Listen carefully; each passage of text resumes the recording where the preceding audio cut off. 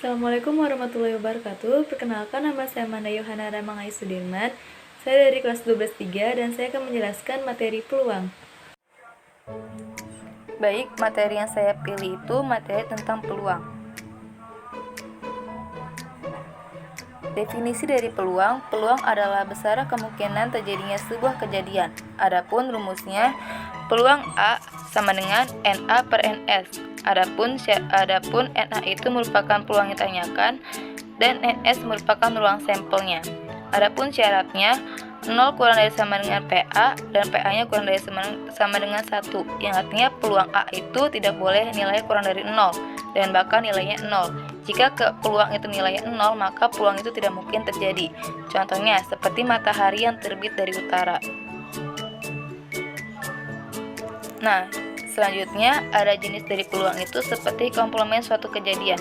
Komplement suatu kejadian jika peluang suatu kejadian A adalah peluang A, PA, maka peluang komplement kejadian A adalah PA atau P aksen. Nah, rumusnya PA pangkat C sama dengan 1 min PA, di mana suatu komplement suatu kejadian ini dalam peluang ada kalimat kata kuncinya itu kalimat tidak. Nah, contohnya seperti 7 orang duduk mengelilingi meja bundar. Berapakah peluang 3 orang tertentu yang tidak akan duduk berdampingan?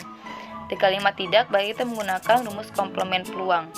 Nah, karena di sini mengelilingi meja bundar, berarti tahap pertama untuk menentukan peluang A-nya yaitu menggunakan permutasi siklis. Masih ingat kan dari rumus permutasi siklis yaitu N-1 dikali N faktorial, di mana N faktorial yang dikali itu merupakan jumlah yang ditanyakan jika duduk berdampingan ataupun tidak berdampingan. Nah, karena 7 orang dan 3 orang yang ini tidak berdampingan, berarti 3 orang ini kita anggap 1.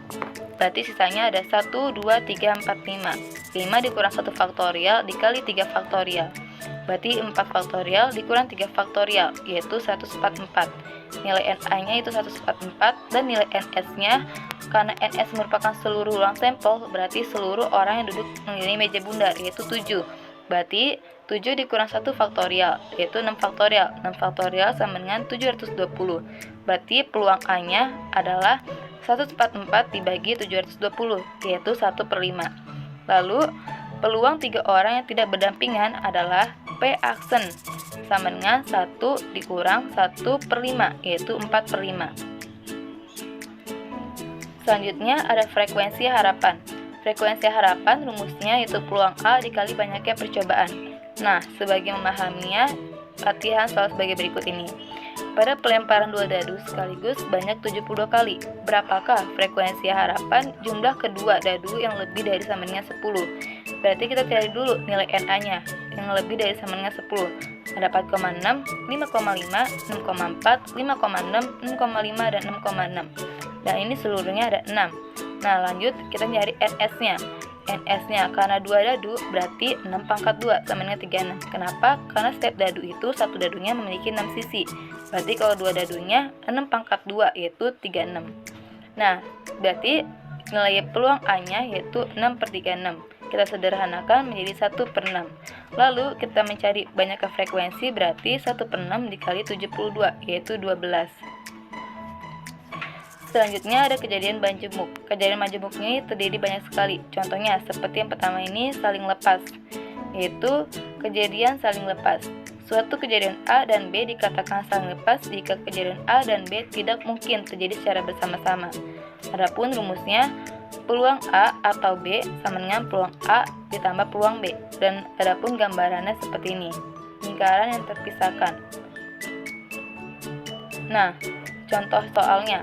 2 dadu dilempar. Peluang munculnya mata dadu yang berjumlah 7 atau 11 adalah, nah biasanya untuk saling lepas ini menggunakan kalimat atau itu artinya ditambah.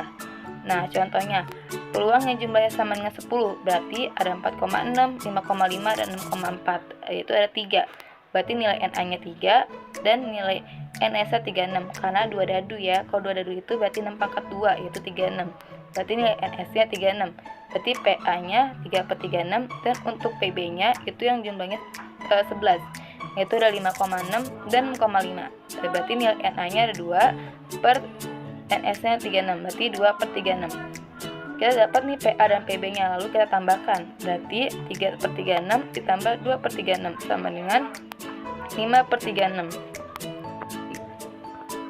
Selanjutnya, ada kejadian tidak saling lepas. Kejadian tidak saling lepas itu dua kejadian A dan B dikatakan tidak saling lepas jika kejadian A dan kejadian B dapat terjadi bersama-sama.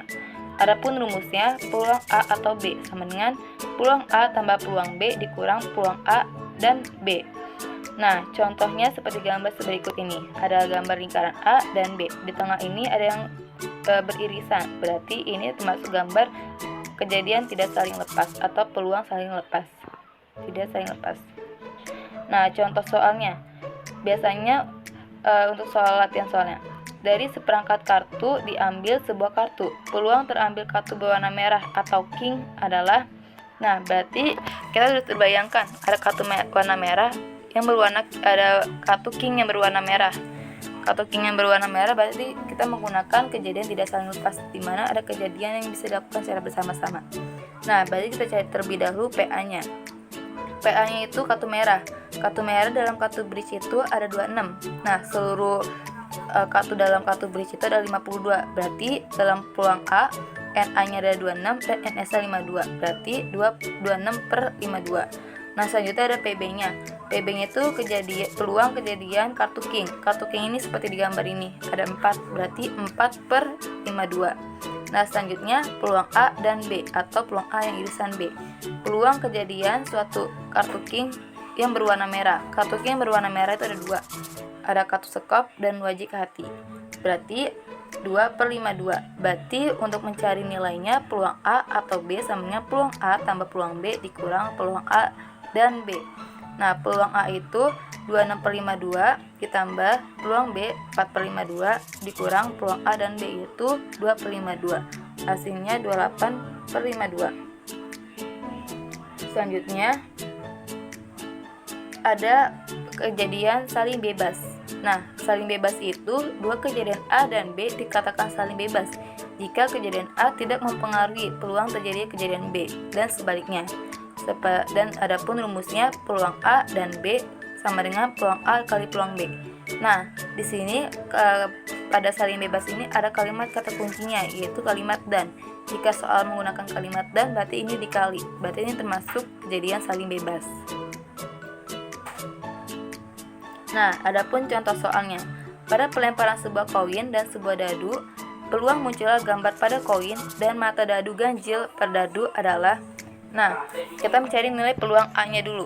Karena dimintanya gambar, nah berarti 1/2. Kenapa? Karena pada koin terdapat 2 sisi saja, yaitu gambar dan koin. Karena tanya gambar berarti 1 NA-nya.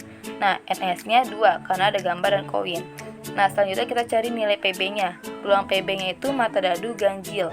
Mata dadu yang ganjil itu ada 1, 3, dan 5. Berarti nilai NA-nya 3/6 karena satu dadu memiliki 6 sisi.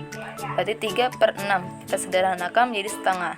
Selanjutnya mencari peluangnya berarti peluang A dan B sama dengan peluang A dikali peluang B. 1/2 dikali 1/2 sama dengan 1/4. Selanjutnya ada peluang bersyarat, yaitu dua kejadian A dan B dikatakan tidak saling bebas jika kejadian A dan B dapat terjadi secara bersama. Muncul kejadian A mempengaruhi peluang terjadinya B dan sebaliknya.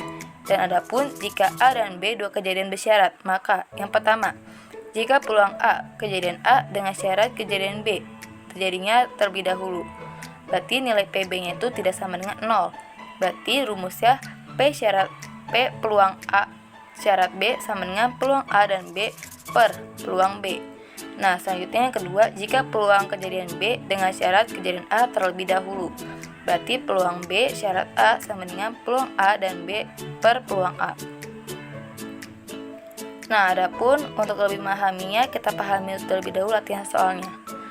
Ada 2 buah dadu dilempar diundi bersama.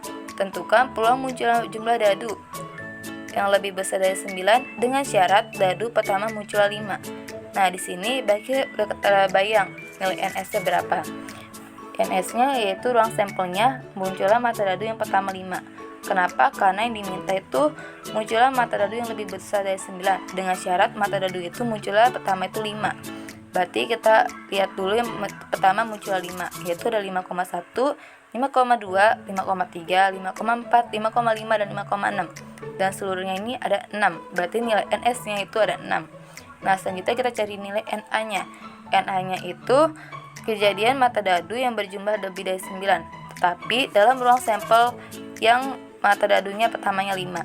Kita lihat nih dari yang ruang sampel ini, yang jumlah itu 9, yaitu ada 5,4 dan 5,6. Berarti nilainya itu kan semuanya ada 2, berarti nilai NA-nya 2. Nah, ini cara cepatnya, berarti peluangnya 2/6. Lalu bagaimana kita menggunakan cara yang menggunakan rumus yang tadi saya sudah jelaskan. Nah, kalau menggunakan rumus yang tadi, cara seperti ini.